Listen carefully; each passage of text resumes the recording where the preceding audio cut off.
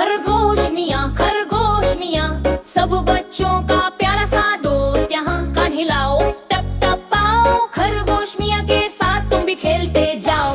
जाओ जाओ जाओ। खरगोश है आया, कितना प्यारा है, लंबे लंबे कान सबसे निरला है, छोटा सा मुंह, नाक हिलती जाए, देखो देखो खरगोश कैसे मुस्कुराए।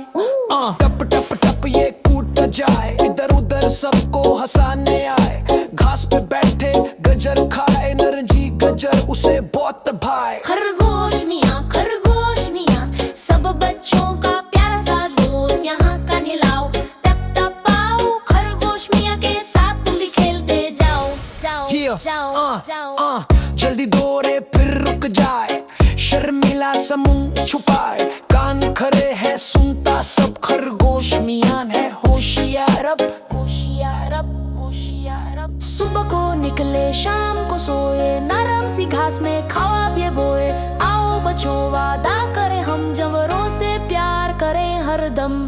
इख्तिताम खरगोश मियाँ को बोलो बाय, जाकर अब सो जाए। खरगोश मियाँ सब बच्चों का प्यारा सा दोस्त। यहाँ कान हिलाओ, टप टप पाओ, खरगोश मियाँ